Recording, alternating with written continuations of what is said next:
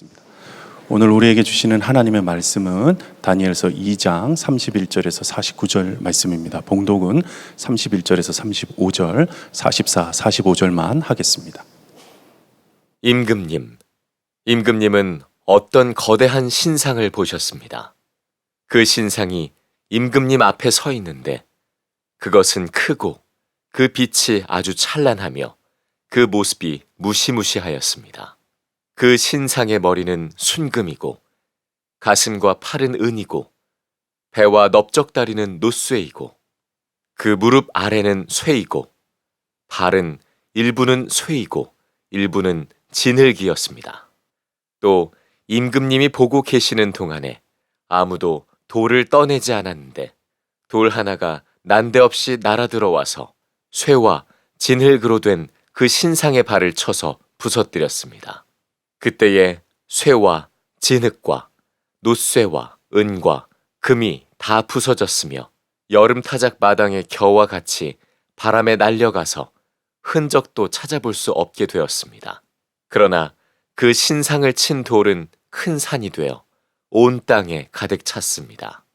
이 왕들의 시대에 하늘의 하나님이 한 나라를 세우실 터인데 그 나라는 영원히 망하지 않을 것이며 다른 백성에게 넘어가지 않을 것입니다. 그 나라가 도리어 다른 모든 나라를 쳐서 멸망시키고 영원히 설 것입니다. 아무도 돌을 떠내지 않았는데 돌 하나가 난데없이 날아들어와서 쇠와 노쇠와 진흙과 은과 금을 으깨는 것을 임금님이 보신 것은 위대하신 하나님이 앞으로 일어날 일을 임금님께 알려주신 것입니다.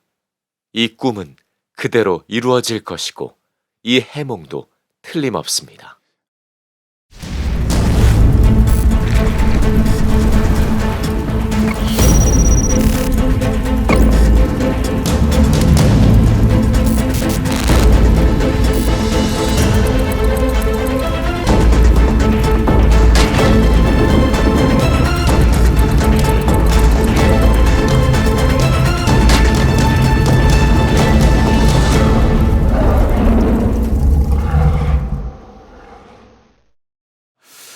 우리 바벨론 시리즈 우리 네 번째가 되겠습니다. 우리 꿈은 반드시 이루어진다. 꿈은 반드시 이루어진다. 라는 제목의 말씀을 나누겠습니다.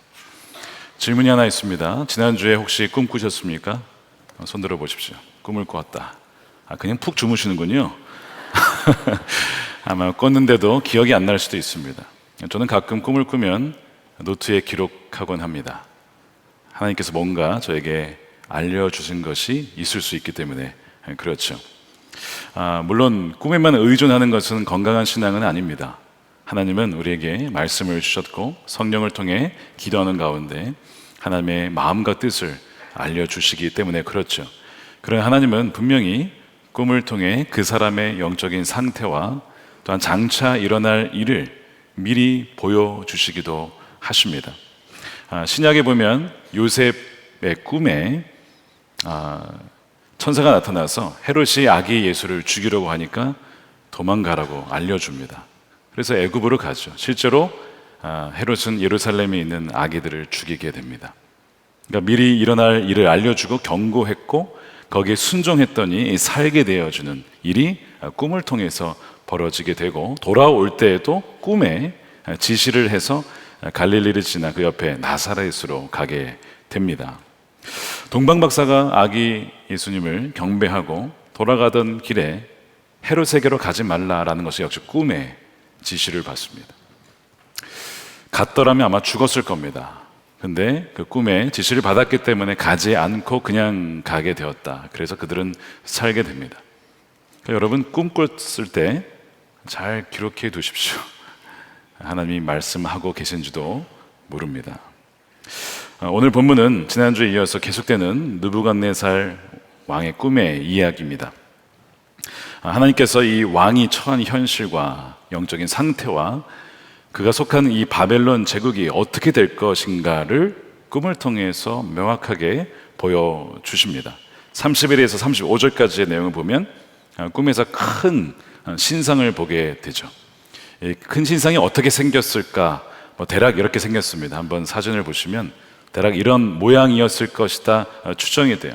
금 머리부터 해서 바닥에는 이제 쇠로 된 종아리까지 금, 은, 동 그리고 쇠로, 그다음에 발은 쇠와 흙이 섞여 있는 가장 취약한 곳이 바로 발입니다. 거기에 이제 돌이 날아드는 그런 꿈을 꾸게 된 것이죠. 이것이 무슨 의미냐? 금으로 된 머리는 바로 바벨론과 느부갓네살을 상징하고요. 그다음에 은으로 된 것은 바로 메대와 페르시아 제국을 상징하고, 노쇠로 된 것은 배와 몇 쪽짜리로 되어 있는데 헬라 제국이고, 쇠로 된 종아리가 로마 제국이다. 그러니까 지금 느부갓네살이 살아있는 이때부터 거의 뭐 수백 년 뒤의 일까지 미리 하나님께서 꿈을 통해서 보여주신 겁니다. 분명한 것은 바벨론은 망하게 된다는 것입니다. 무너질 것이라는 것이죠. 그래서 39절에 임금님 뒤에는 임금님의 나라보다 못한 다른 나라가 일어날 것입니다. 바벨론은 메대의 다리오 왕에 의해서 무너지게 됩니다. 그리고 그 다음에 고레스 왕에 이어서 페르시아를 다스리는데요. 이 왕의 나라는 멸망당한다. 이걸 이미 꿈을 통해서 보여주셨고요. 이 네 번째 이 쇠로 된 종아리를 상징하는 바로 이 로마 제국은 사실 굉장히 강력한 나라였습니다. 40절에 보면 넷째 나라는 쇠처럼 강할 것입니다. 쇠는 모든 것을 으깨고 박살냅니다. 쇠가 모든 것을 부서뜨리는 것처럼 그 나라는 문 나라를 으깨고 부서뜨릴 것입니다. 로마 제국만큼 강력한 나라는 없었는데 그의 나라를 대적할 나라가 없었습니다. 하지만 이것이 굉장히 강력해 보이고 튼튼해 보이지만 이 신상을 바치고 있는 이 발 부위는 가장 취약한 곳이고, 이것부터 무너지면서 결국에는 신상이 완전히 쓰러지게 되고 가루가 되어버립니다. 로마라고 할지라도 사람의 연합체였습니다. 그러니까 인간의 연합이라는 것이 한계가 있죠. 결국에는 무너지게 되고 결국에는 완전히 사라지게 됩니다. 영원한 제국, 영원한 권력은 없다라는 것이죠. 그러니까 아무리 세상이 보기에 이거는 영원할 것 같아, 무너지지 않을 것만 같아 라고 한다 할지라도 다 무너지게 된다는 겁니다. 그러나 이 꿈의 초점은 이 신상에 있다기보다는 사실은 외부에서 날아온 돌에 초점이 있습니다. 34절에 보시면요, 임금님이 보고 계시는 동안에 아무도 돌을 떠내지 않았는데 돌 하나가 난데없이 외부에서 날아들어와서 쇠와 진흙으로 된 그 신상에 발을 쳐서 부서뜨리면서 완전히 그 신상을 가루로 만들어 버립니다. 과연 이 돌이 무엇이길래 금과 은과 놋과 쇠를 부술 정도로 강력한 돌일까요? 예수님께서 마태복음 21장에 말씀하시면서 시편 118편을 인용하시면서 이렇게 말씀을 하셨습니다. 예수께서 그들에게 말씀하셨다. 집 짓는 사람이 버린 돌이 집 모퉁이의 머릿돌이 되었다. 이 돌이 어떤 사람 위에 떨어지면 그를 가루로 만들어 놓을 것이다. 그러면 이 돌은 바로 예수 그리스도를 상징합니다. 이 돌이 사람 위에 떨어지면 가루가 됩니다. 멸망당합니다. 다시 말해 회개하지 아니하면 결국에는 심판을 당하게 됩니다. 예수님은 이 땅에 구원자로 오셨지만 다시 오실 때에는 심판의 주로 오십니다. 이 땅에 오실 때는 어린 양으로 오셨지만 다시 오실 때에는 심판하시는 사자로 오실 것입니다. 여러분들은 이 돌을 어떻게 맞이하실까요? 35절에 보니까 이 돌이 큰 산이 되어서 온 땅에 가득 찬다. 온 땅에 이 돌로 가득 차게 되어진. 다니엘이 이것을 이렇게 해석을 합니다. 이것은 영원한 하나님 나라입니다. 그것을 보여준 것입니다. 이렇게 하거든요. 44절에 왕들의 시대에 하나님이 한 나라를 세우실 터인데 그 나라는 영원히 망하지 않을 나라입니다. 다른 백성에게 넘어가지 않습니다. 그 나라가 도리어 다른 나라들을 쳐서 멸망시키고 영원히 설 것입니다. 제국은 무너져도 영원히 망하지 않는 나라가 있다는 것이죠. 그래서 꿈을 통해서 하나님 보여주신 것은 인간 나라의 이 제국의 생성과 몰락을 그 꿈을 통해서 보여주신 거예요. 그러니까 인간의 나라는 일시적이고 굉장히 취약합니다. 그러나 하나님 나라는 영원하고 무너지지 않습니다. 비록 지금 하나님 백성들이 어디에 있습니까? 세속 도시에 유배되어 있습니다. 소수고 연약해 보입니다. 그러나 이 유배는 영원하지 않고 또한 이 세속 도시의 이 바벨론 제국은 무너지게 될 것이고 결국 영원한 하나님 나라가 임하게 되고 승리하게 될 것임을 이 왕에게, 또한 바벨론의 사람 왕에게, 또한 다니엘에게 보여주신 것이죠. 이 꿈은 반드시 이루어집니다. 자, 45절입니다. 임금님이 보신 것은 위대하신 하나님이 앞으로 일어날 일을 임금님께 알려주신 것입니다. 이 꿈은 그대로 이루어질 것이고 이 해몽도 틀림없습니다. 자, 함께 따라해 보겠습니다. 꿈은 그대로 이루어집니다. 반드시 이루어집니다. 내가 바라는 꿈이 아닙니다. 하나님의 꿈은 반드시 성취가 돼요. 그렇기 때문에 여러분, 하나님께서 말씀을 통해서 주신 약속과 또 예언적인 꿈이 있습니다. 그것을 보여주실 때 잘 분별하시면 그 꿈이 이루어진다는 것을 여러분은 알게 될 겁니다. 흥미로운 것은 이것이 다니엘이 꾼 꿈이 아니고 느부갓네살 왕이 꾼 꿈입니다. 하나님은 그 왕에게 이 꿈을 보여주셨어요. 그의 영적인 실체를 보여주셨고 그의 나라의 미래를 보여주신 거죠. 미리 보여주신 이유는 대비하라입니다. 여러분들에게 꿈을 보여주시는 것, 말씀을 통해 알려주시는 것은 준비하라는 겁니다.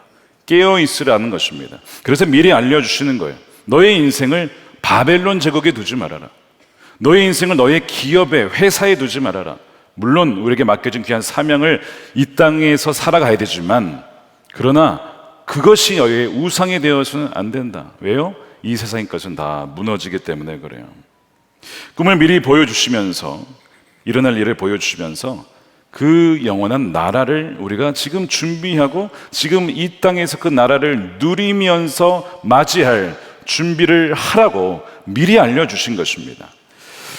고린도전서 3장에 보면요, 그 예수님께서 바로 우리 인생의 기초가 된다라고 했습니다. 그러니까 어떤 사람은 이 집에 비유되는데 인생이 집에 비유돼서 어떤 사람은 이 아주 든든한 반석이신 예수 그리스도 위에 든든하게 지어지는 그런 집이 있고 어떤 사람은 그 반석이 아니라 바로 그 돌이 되어서 멸망당할 사람이 있습니다. 여러분들은 어떻게 인생을 살아가고 짓고 계십니까? 반석을 기초로 하여 지은 인생은 영원히 무너지지 않고 주의 말씀을 철저히 믿고 순종하며 주님을 따라가는 사람은 영원히 망하지 않는다라고 말씀하는 것이죠. 그러나 이 돌을 기초로 삼지 않는 모든 인생과 나라는 멸망합니다. 자, 여러분 기억해 보세요. 과거의 제국 중에 살아남은 지금도 남아있는 제국이 있습니까? 없습니다. 바벨론, 그 다음에 아수르, 헬라, 알렉산더 왕이 세운 제국도 다 흩어지고 무너졌죠. 로마 제국도 마찬가지입니다. 그 다음에 독일의 나치 엄청나게 세력을 확장하다 결국에는 전쟁에서 패배하면서 사라지게 됩니다. 소련은 어떻습니까? 절대 무너질 것 같지 않았던 소련, 고르바초프에 의해서 무너지게 됩니다. 그러니까 우리가 지금 알고 있었던 과거 역사의 모든 제국들은 다 사라졌다는 것을 이미 알고 있죠. 그러니까 하나님은 경고하시는 거예요. 바벨론은 무너진다. 너는 그 나라, 하나님 나라를 준비하고 있느냐? 지금 내 인생이 이대로 가면 너도 이렇게 이 나라와 같이 망할 수 있다라고 하면서 깨닫게 하시는 것이죠. 하나님은 살아간 자에게 보여주시고 또한 알려주십니다. 그러니까 제가 말씀을 묵상하니까 이 느부갓네살을 하나님이 사랑하세요. 예레미야에 보면 느부갓네살을 나의 종이라고 부릅니다. 그러니까 사랑하시니까 보여주시는 거예요. 사랑한 자에게 하나님은 자신의 뜻을 계시하신다고 지난주에 말씀을 드렸죠. 그러니까 그 나라가 오고 있으니까 회개하여 준비하라고 말씀을 하는 것입니다. 여러분은 지금 그 준비가 되셨습니까? 예수님께서 또한 세례 요한이 공통적으로 가장 먼저 한 설교가 있습니다. 메시지가. 그것이 뭐냐면 하나님 나라가 오고 있다. 그 다음에 회개하라. 이 두 가지 메시지를 하고 있어요. 마가복음 1장 15절입니다. 함께 읽겠습니다. 시작. 때가 찼다. 하나님의 나라가 가까이 왔다. 회개하여라. 복음을 믿어라. 지금 하나님께서 느부갓네살 왕에게도 하나님 나라가 가까이 왔으니 회개해야 된다. 너의 인생을 이 바벨론 제국에 두지 말고 영원한 하나님 나라에 두어야 된다라고 말씀하고 있는 것이고 경고하고 있는 것이지요. 회개는 돌이키는 겁니다. 지금 이대로 가면 망하기 때문에 180도 돌아서 너의 삶을 바꾸지 않으면 안 된다. 그렇지 않으면 반드시 망하게 된다는 것이죠. 이 왕은요, 자기가 가지고 있는 이 나라와 권세와 힘과 영광이 다 자기의 것이라고 착각하고 있습니다. 근데 아니에요. 분명히 이 모든 것은 하나님이 이 왕에게 잠시 주신 것입니다. 잠깐 주신 거예요. 다니엘서 2장 37절이죠. 임금님은 왕들 가운데 으뜸 가는 왕이십니다. 하늘의 하나님이 임금님께 나라와 권세와 힘과 영광을 하나님이 주신 것입니다. 이것이 꿈을 주신 목적이에요. 깨달으라는 겁니다. 이게 네 것이 아니라는 거예요. 하나님이 잠깐 주신 것이라는 것이죠. 힘과 권세에 있다라고 착각하지 말라고 하는 것이죠. 통치자로 세워진 것, 사람들을 넘겨준 것 다 하나님이 하신 것이지 내가 한 거 아니다. 오늘날 정치 지도자와 경제, 사회, 종교 모든 지도자들이 새겨 들어야 될 말씀이죠. 하나님이 그들을 세우신 것이고 하나님이 그 포지션을 잠시 허락하신 거예요. 그렇기 때문에 우리는 하나님을 두려워할 줄 알아야 됩니다. 하나님을 경외할 줄 알아야 돼요. 영원한 권력은 없습니다. 하나님께서 이것을 주셨을 때에 하나님의 뜻에 맞춰 그것을 사용할 수 있어야 됩니다. 하나님께서는 이 바벨론 이후에 모든 이 뒤에 수백 년, 아니 인류의 역사의 부분을 다 정하셨어요. 하나님이 역사의 주관자라고 하는 것이죠. 하나님 나라만이 영원하다는 것입니다. 자, 질문은 이 느부갓네살 왕은 과연 그 나라에 속한 왕일까요? 꿈은 반드시 이루어지는데 과연 그 나라가 임하였을 때 그 나라의 일원으로 하나님을 맞이하게 될까? 이 상태라면 아니라는 것입니다. 상태라면 이 왕은 돌에 의해서 완전히 멸망당할 영적인 상태, 형편이라는 것이죠. 그것을 보여주신 것입니다. 더 심각한 것은 이 느부갓네살 왕만이 아니고 현재 많은 사람들이 이 느부갓네살과 비슷한 형편에 있다는 사실입니다. 하나님 나라가 가까이 왔는지도 모른 채에 자신의 나라를 위하여서 자신의 왕국을 세우려고 살아갑니다. 사람들은 세상이 점점 진보한다라고 생각합니다. 그런 면이 있어요. 과학이 발전하고 진보합니다. 그래서 시간이 지날수록 더 좋아지는 것들이 나오죠. 그런데 실상 세상은 점점 악해지고 있습니다. 지금 이 다니엘서가 한 2500년 전 이야기인데 이때 사람들이나 지금 사람들이나 여러분 바뀐 게 있습니까? 그때 음란, 탐욕, 욕망, 온갖 모든 것들이 그때나 지금이나 여전합니다. 사람은 본성이 바뀐 것이 없어요. 얼마나 이기적이고 얼마나 탐욕스러운지 모릅니다. 그러니까 세상이 진보되는 것처럼 보이지만 인간은 바뀌지 않았어요. 또한 여러분 인류 역사상 가장 끔찍했던 전쟁이 과거에 있었겠죠. 세상은 진보가 되었으니까 가면 갈수록 전쟁은 사라지고 서로 화평을 이루며 살았겠죠. 그렇지 않습니다. 가장 끔찍한 전쟁은 20세기에 벌어졌다는 것입니다. 1세기도 아닙니다. 중세도 아닙니다. 20세기에 1차, 2차 세계대전이 벌어졌죠. 2차 세계대전의 사망자는 정확히 추산이 안 됩니다. 적어도 5천만 명, 많게는 1억 명이 죽었다라고 이야기하고 있습니다. 그러면 우리 대한민국이 다 사라진 것이죠. 그런데 3차 세계대전이 일어나지 말라는 법이 없어요. 대만과 중국의 긴장이 있습니다. 이미 전쟁 시나리오가 나와 있습니다. 중국이 쳤을 경우에 미국이 개입하면 어느 정도의 피해로 결과가 어떻게 날 것인가, 워 시나리오가 이미 나와 있습니다. 언제 벌어질까 그것만 지금 보고 있는 거예요. 2027년 안에 일어나지 않겠느냐 이런 얘기를 하고 있습니다. 북한과 러시아가 지금 협약을 했죠. 한미일이 같이 공조하고 있습니다. 이래 지금 다시 그 2차 세계대전의 긴장이 서서히 올라오고 있어요. 우리가 기도해야 될 부분이 너무나 많습니다. 더 중요한 것은 우리가 지금 그 나라를, 하나님 나라를 맞이할 준비가 되느냐. 만약 이렇게 전쟁이 벌어져서 수많은 이들을 죽었을 때에 지옥으로 빠지게 될 사람들이 너무나 많다는 거예요. 미혹에 빠져서 그 나라가 있는 줄도 모른 채 준비되지 못한 채에 그 나라를 맞이하게 될 수도 있다는 것입니다. 하나님 나라에 속하지 않은 사람들이 너무 많다는 거예요. 그러므로 뭘 해야 된다는 것입니까? 회개해야 된다는 것입니다. 누가 회개할 수 있냐면 내 형편과 처지를 정확하게 인지하는 사람만이 회개합니다. 내가 아픈 사람입니다. 내가 환자입니다. 나는 죽을 수밖에 없습니다. 나는 죄인입니다. 라고 깨달아야만 주님께 나오는 것이죠. 오늘 귀한 간증을 해 주셨잖아요. 아, 내가 죽어가는구나. 이대로 가면 나는 지옥 갈 수밖에 없구나. 나도 살고 싶다. 나도 그 나라의 백성이 되고 싶다. 나 자신의 영적인 형편과 실체를 깨달아야만 그제서야 회개하고 주님께 나오게 된다는 거예요. 느부갓네살 왕이 하나님을 일단 인정합니다. 이제 해몽을 하니까 다니엘을 통해서 하나님을 알게 된 거예요. 그러면서 그 하나님을 이렇게 고백을 해요. 47절에 왕이 다니엘에게 말하였다. 그대들의 하나님은 참으로 모든 신들 가운데 으뜸가는 신이요 모든 왕 가운데 으뜸가는 군주이시다. 그대가 이 비밀을 드러낼 수 있었으니 과연 그대의 하나님은 비밀을 드러내는 분이시다. 이 세속 도시에서 다니엘이 살아계신 하나님을 드러낸 놀라운 사건이죠. 기회가 되었습니다.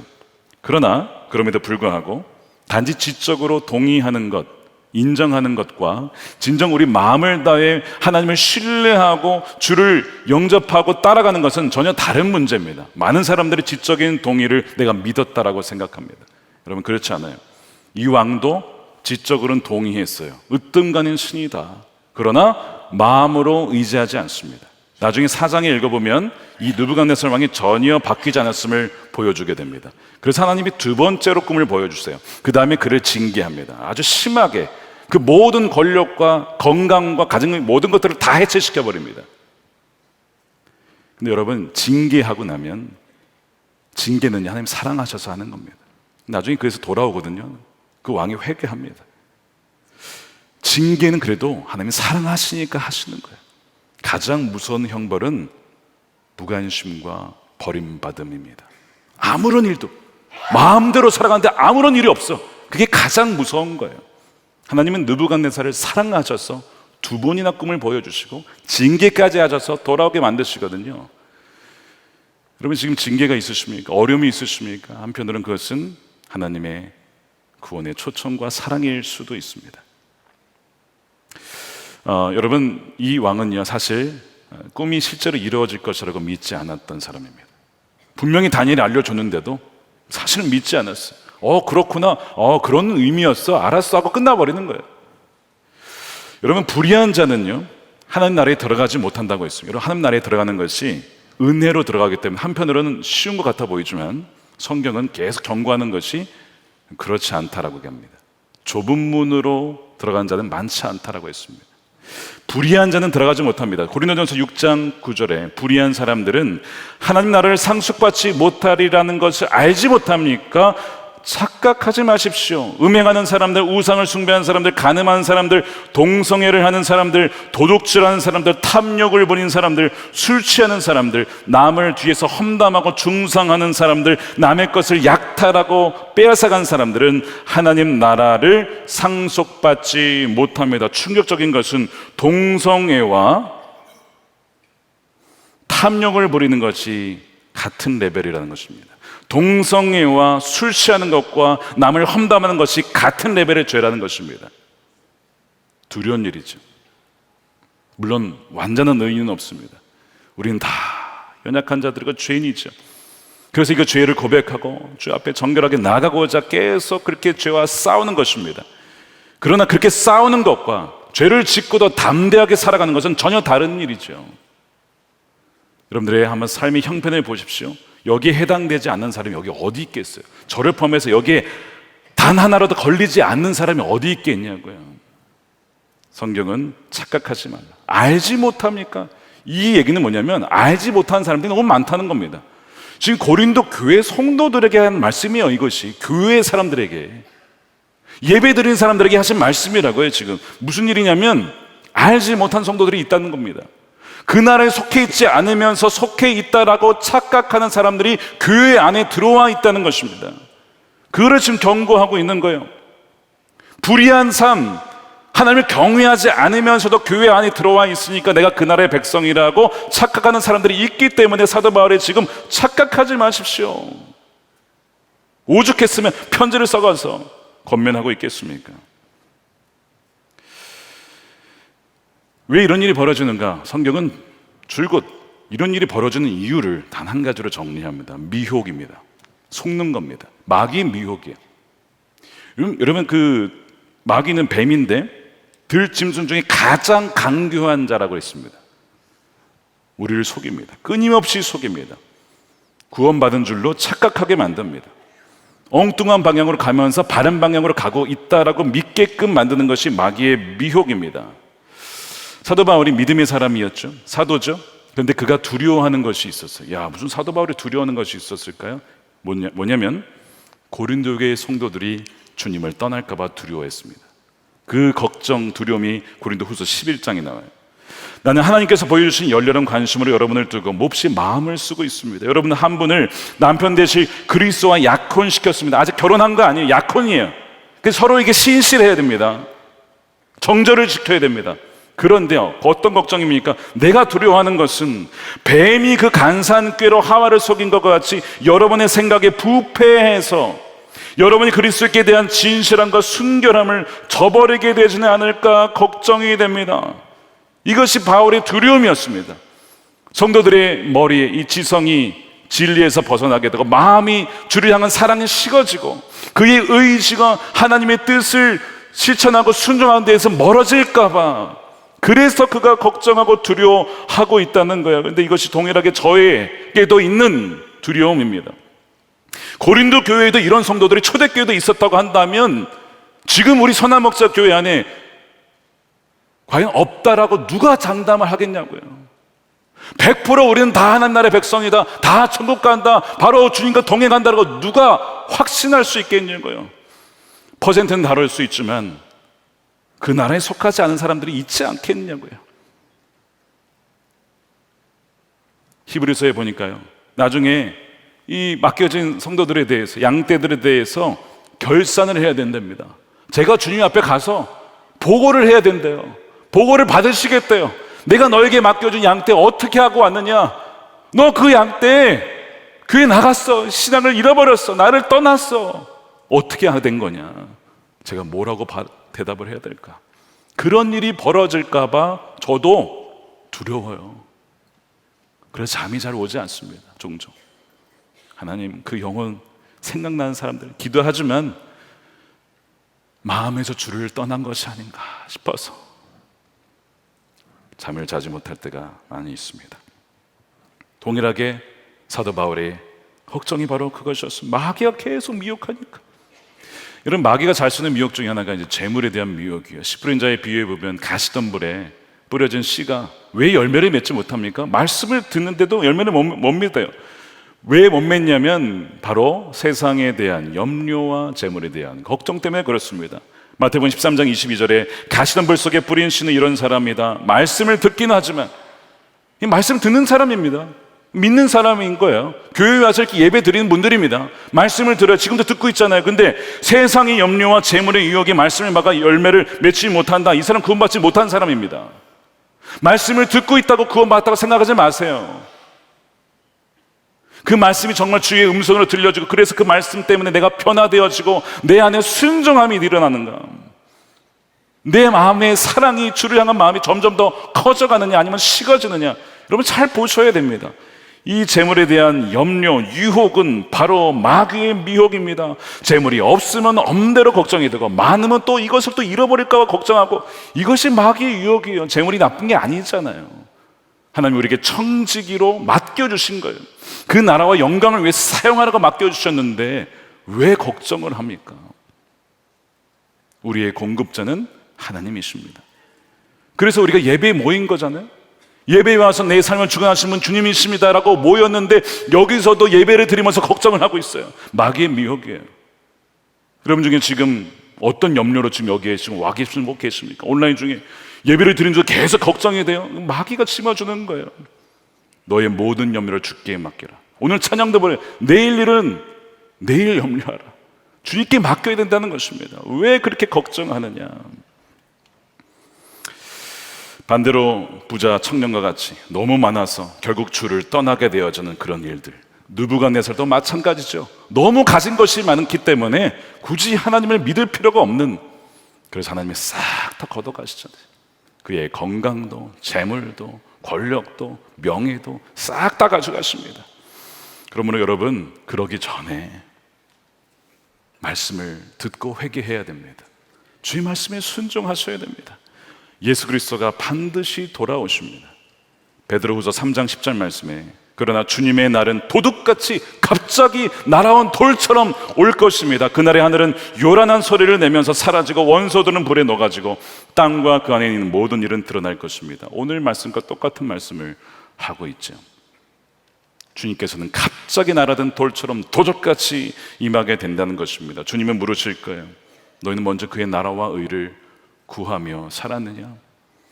나와 그의 나라와 영광을 위해 살았느냐, 아니면 너와 너의 나라와 너의 영광을 위해 살았느냐? 우리는 이 질문에 답변을 해야 됩니다. 그 준비를 해야 됩니다. 이 기준으로 우리는 심판을 받게 될 거예요. 오늘 말씀 바탕으로 몇 가지 적용을 해보겠습니다. 첫 번째, 사람이 만든 신상들은 모두 무너지기를 기도해야 됩니다. 이 신상이 오늘날에는 뭐 없죠. 이런 데가 거의 있는 데가 있습니다. 어디죠? 북한입니다. 평양에 크게 두 신상이 서져 있습니다. 23m입니다. 엄청 큽니다. 금으로 입혀져 있습니다. 완전 우상이죠. 그리고 그 두 신상의 밑에 이렇게 쓰여 있죠. 위대한 김일성 동지와 김정일 동지는 영원히 우리와 함께 하신다. 임마누엘, 하나님이 우리와 영원히 함께 하신다의 패러디입니다. 원래 마귀는 패러디를 잘합니다. 성부, 성자, 성령이 삼위일체인데 요한계시록에 보면 마귀의 삼위일체가 나옵니다. 용, 적그리스도, 거짓 선지자입니다. 마귀의 삼위일체 패러디입니다. 마귀는 이런 짓을 잘해요. 페이크, 거짓을 자꾸 만들어내는 것이죠. 근데 오늘 말씀에 보면 이 우상과 신상들은 반드시 무너진다라고 말씀하고 있어요. 35절에 나와 있죠. 이것이 다 부서졌으며 여름 타작마당에 겨와 같이 바람이 날려가서 흔적도 찾아볼 수 없게 되었습니다. 45절에 이 꿈은 그대로 이루어질 것이고 이 해몽도 틀림없습니다. 반드시 우상들이 무너질 날이 올 것입니다. 우리는 그 약속의 말씀을 붙잡고 기도해야 됩니다. 지난주 목요일에 홍투리오 목사님 오셔서 갑자기 세미나 때 북한 얘기를 하셨어요. 이분이 한국에 처음 오신 분입니다. 한반도 상황을 잘 몰라요.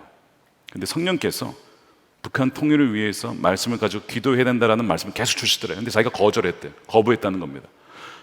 성령님, 이게 혹시 중국과 대만의 그런 약간 그런 묘한 정치적 이슈 아닙니까? 제가 말했다가 곤란해지는 거 아닙니까? 그래서 거부하다가 계속 아니야, 너 말해야 된다, 너 선포하라, 선포하라. 그래가지고 말하는 것이 북한 통일을 위해서 기도해야 됩니다라고 얘기를 한 거예요. 나중에 제가 알게 됐어요. 원고에 없던 이야기라는 것을 성령께서 동일하게 우리에게 말씀하고 계세요. 그날을 준비해야 된다, 기도해야 된다, 우상들은 무너질 것이다. 8.15가 갑자기 해방이 되면서 임했던 것처럼 그날도 갑자기 임하게 될 것이라는 것입니다. 두 번째, 명목상의 그리스도인들 안에 있는 내적 우상들이 무너지기를 기도해야 됩니다. 내적인 우상들이 있어요. 그러니까 이 명목상의 그리스도인은 믿는 것처럼 보이지만 실제로 안 믿는 거죠. 그래서 거의 그리스도인, almost Christian, 무늬만 그리스도인 이렇게 표현하잖아요. 이 느부갓네살도 믿는 것 같지만 안 믿는 사람이었습니다. 우리도 지금 사람 중에, 우리 성도들 중에 혹시 그런 분이 계실지 모르겠어요. 종교 생활도 하고 열심히 예배도 드리지만 내면에는 커다란 우상이 있는 거예요. 성공과 명예와 성취와 커다란 우상이 들어가 있어서 진정 하나님을 믿고 사랑하지를 못하는 분들이 계실지도 몰라요. 이것이 돌에 의해서 무너져야 합니다. 그러면 이 돌에는 역설성이 있어요. 돌인데 쇠와 금과 은과 이 모든 것을 무너뜨립니다. 돌이 그렇게 강력하진 않은데 이상하게 돌에 그런 능력이 있다는 점에서 굉장히 역설적인 의미를 갖고 있어요. 불가능할 것 같은데 가능한 것입니다. 골리앗과 다윗을 보시기 바랍니다. 거기에 보면 골리앗이 왜 무너지죠? 뭐 최첨단 무기에 맞아서 죽습니까? 뭐 사울의 갑옷, 뭐 칼, 뭐 K9 자주포를 쐈습니까? 그렇지 않죠. 그냥 돌멩이입니다. 이게 굉장히 우스운 일이에요. 사실은 역설적인 일이에요. 40일간 이스라엘 백성들이 무서워서 벌벌 떨었습니다. 골리앗이 무서워서. 근데 갑자기 웬 소년이 나와서 돌을 던졌는데 돌에 맞고 그가 픽 하고 쓰러져요. 이게 얼마나 우스운 상황이에요. 사실 이 돌은 예수 그리스도를 상징하죠. 아무것도 아닌 것 같은데 강력한, 모든 것을 쓰러뜨리는, 모든 우상들을 무너뜨리는 강력한 이 돌, 이 역설적인 돌이 바로 예수 그리스도라는 것입니다. 이 돌이 어떻게 역사하냐면 바로 말씀과 그 믿음과 순종, 그 기도를 통해서 이 돌은 오늘날 갑자기 역사해서 사람들의 우상을 다 무너뜨립니다. 오늘 귀한 간증해 주셨잖아요. 60년간 욕망으로 살아왔던 자신의 삶이 완전 하나님께서 무너뜨리셔서 하나님 앞에 꼬꾸라지게 하셨다라고 갑자기 날아든 그 예수 그리스도라는 산 돌에 의해서 귀한 오늘 고백을 하셨잖아요. 지난주 금요성경 집회 전에 홍태우리 목사님과 저녁 식사를 할 때 이런 얘기를 들었습니다. 그 에즈베리 지역이 이제 그 윌모어라고 하는 지역인데 거기에 청년들이 굉장히 그 죄에 대한 이슈가 많았답니다. 술부터 해서 뭐 그 음란, 쾌락, 중독, 마약 이슈를 그대로 다 갖고 있었던 거예요. 그러니까 에즈베리가 신학교도 있지만 일반 대학도 있고 뭐 그 지역이 다 그런 지역인데 그럼에도 불구하고 청년들이 그런 이슈가 있었다는 것입니다. 그들 안에 아주 커다란 우상들이 다 있었다는 것을 이렇게 목사님이 얘기해 주시는 거예요. 이 우상들이 어떻게 무너집니까? 뭐 최첨단 기술이 필요한 게 아니에요. 하나님께서 이 목사님에게 꿈을 보여주셨잖아요. 2016년 2월 21일 에즈베리의 부흥이 있을 것이 너가 그것을 믿고 기도해라. 그래서 이분이 한 게 뭐냐면 그냥 말씀 묵상하고 말씀대로 기도하고 그 다음에 금식 기도하면서 그냥 피켓 걸고 그냥 선포한 것이죠. 그 내용은 골판지, 돈도 별로 안 들어요. 돈이 안 들죠. 아예 그냥 어디 쓰레기통에 가져가지고 잘라가지고 걸어가지고 여기다가 회개하라, 천국이 하나님 나라가 가까이 왔느니라 앞뒤를 걸고 다니는 것, 그게 다였습니다. 좀 구석기 시대의 방법 아닙니까 정말? 지금 이 최첨단 GPT 나온 시대에 정말 구석기 시대 방식으로 한 거 아니에요. 돌 던지는 거죠 한마디로. 그런데 하나님께서 그분의 순종과 믿음과 함께 기도하는 이들을 통해서 2023년 2월 8일부터 그 부흥이 임하기 시작하죠. 그래서 청년들이 자신의 죄를 고백하기 시작합니다. 어떤 청년이 나와서 자기가 11년간 음란 동영상에 완전 매여 있었습니다 라고 고백하면서 자신의 죄를 회개하면서 그러나 자신을 사랑하시는 그 사랑 때문에 자신이 주님 앞에 나왔다고 그렇게 고백하는 거예요. 그러니까 그 청년이 또 도전합니다. 저와 같은 그런 음란 이슈가 있는 분들 다 나와서 고백하십시오. 그러니까 막 또 우르르 막 나오고 어떤 분은 나와가지고 자기는 혼외정사를 한 사람입니다. 주님 앞에 큰 죄를 지었습니다. 막 그런 고백이 막 나오기 시작하는 거예요. 한 주에만 600명이 회심했어요. 600명이. 회심이 부흥이 없었더라면 이 600명은 다 뭡니까? 다 멸망당할 영혼들이었습니다. 부흥이 와서 그 돌이 날아와서 그들 안에 있었던 모든 우상들을 다 제거하고 이제는 그 돌이 멸망시킬 돌이 아니라 그들의 인생의 영원한 반석이 된 것입니다. 그래서 수많은 청년들이 나와서 고백하고 변화되어지고 자신의 삶을 주님께 드리게 된 것입니다. 사랑하는 여러분, 그 부흥이 우리 한국에도 있을 줄로 믿습니다. 그것을 믿고 여러분 기도하셔야 됩니다. 우리 청년 세대가 다른 세대 바뀌어가고 있습니다. 얼마나 세속적인 세대로 바뀌어가고 있는지 정말 하나님 하늘로부터 내려오는 부흥이 아니고서는 안 될 정도로 얼마나 심각한 상황인지 몰라요. 사랑하는 여러분, 우리가 오늘 이 말씀을 바탕으로 해서 주님께서 반드시 임하실 것이고 그것이 심판주로 오실 주님이 아니라 구원자로 그들의 우상을 무너뜨리는 돌로 임하셔서 그들의 주 앞에 엎드려 무릎을 꿇고 자신의 인생을 드리는 놀라운 부흥의 역사가 이 시대 가운데 세대 가운데 대한민국 가운데 일어날 수 있도록 여러분들은 기도하시고 그것을 누리는 저와 여러분들의 삶이 되시기를 우리 주님의 이름으로 축원드립니다. 우리 함께 기도할 텐데 여러분 마음에 진정 부흥을 갈망하는 분들만 우리 자리에서 잠깐 일어나서 기도하겠습니다. 주님, 우리에게 부흥을 부어 주옵소서. 그리스도로 충만한 삶, 하나님의 나라를 이 땅 가운데 경험하는 그 놀라운 부흥이 하나님 임하게 하여 주시옵소서. 우리 함께 그 간절한 마음 가지고 우리 통성으로 우리 주여 한번 외치고 기도하겠습니다. 주여, 하나님 감사합니다. 주님, 우리 아버지 대한민국 가운데 하나님 이 세대 가운데 또 이 다음 세대 가운데 우리 젊은이들 가운데 하나님 놀라운 부흥의 역사를 일으켜 주시옵소서.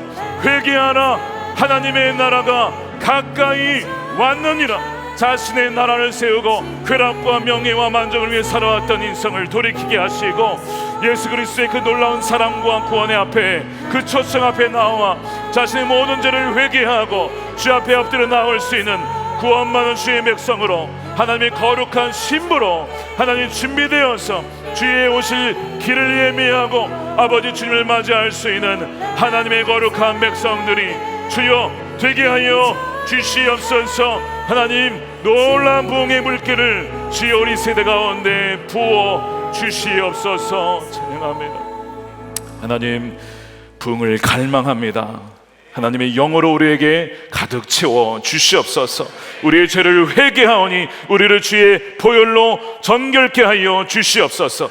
우리의 음란과 쾌락과 명예와 권력을 향하였던 모든 나의 나라를 세우고자 했던 모든 욕망과 죄를 이 시간 고백하오니 주 예수 그리스도의 보혈로 정결케 깨끗하게 완전히 하나님 정결케 하여 주시옵소서. 길하여 하늘나라의 신실한 백성이요 그리스도의 정결한 신부로 이 땅에서 하나님 나라를 맛보며 또한 하나님이 살아계심을 증언하며 예수 그리스도의 복음을 담대히 증언하는 하나님의 제자들로 살아가게 하여 주시옵소서. 하나님, 다른 세대로 되어가는 우리 다음 세대를 기억하여 주시고, 아버지 청년 세대 또한 청소년들 우리 다음 아이들이 하나님 앞에 나와 말씀과 성령으로 말미암아 새롭게 되어지는 놀라운 구원의 은혜가 하나님 있게 하여 주시옵소서. 또한 아버지 우리 가정 가운데서도 놀라운 부흥이 있게 하여 주시옵시고, 가정과 교회와 이 지역과 이 나라와 민족이 변화되어지는 놀라운 부흥의 불길을 주여 허락하여 주시옵소서. 아버지 하나님, 이 시간에 귀한 것으로 구별하여 하나님께서 주신 삶의 감사함으로 감사함금과 11조로 성경음으로 주님께 올려드립니다. 또한 우리의 영혼과 우리의 몸도 마음도 주님께 드리오니 주님이 마음껏 쓰실 수 있는 정말 정결한 주의 하나님 종들이 다 되게 하여 주시옵소서. 아버지, 이 나라가 하나님을 두려워하고 경외하는 나라가 되게 하여 주시옵시고, 아버지 하나님, 북한의 우상들이 다 무너지고 복음으로 말미암아 통일되어지는 은혜를 허락하여 주시옵소서. 아버지 하나님, 주의 오실 길을 예비하는 하나님 주의 거룩한 신부들이 준비되기를 원합니다. 땅끝까지 이르러 복음이 증거되어 마라나타 주님께서 오실 때에 정결한 신부로 한 명도 예외 없이 빠짐없이 주를 맞이할 수 있는 우리 모든 성도들이 되게 하여 주시옵소서. 감사하며 우리 주 예수 그리스도의 이름으로 기도드립니다. 아멘. 우리 다 같이 찬양하겠습니다. 주의 나라가 임할 때 함께 찬양합니다.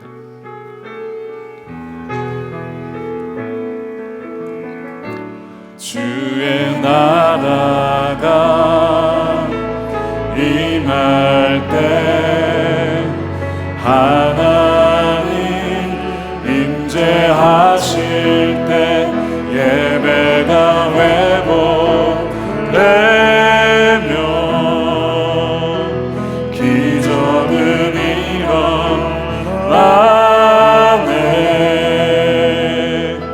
전능하신 주 영원하신 능력의 통치자 자유가 선포되어 주 백성 돌아오네. 주 백성 돌아오네. 두 손 들고 찬양합니다. 하나님 나라, 하나님 나라 임하소서. 영광과 존귀 능력과 위엄 놀라운 사랑의 기적의 하나님 지금 이곳에 오소서. 주 높고 위대하심을, 주 높고 위대하심을 크게 외쳐 선포하네. 만왕의 왕 주 하나님 지금 오소. 주 높고 위대하심을, 주 높고 위대하 크게 외쳐 선포하네.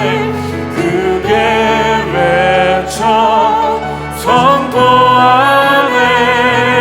만왕의 왕 주 하나 지금 오소서. 지금 오소. 하나님 나라 임하소서. 하나님 나라 임하소서. 영광과 존귀 능력과 위엄 놀라운 사랑의 기적의 하나님 지금 이곳에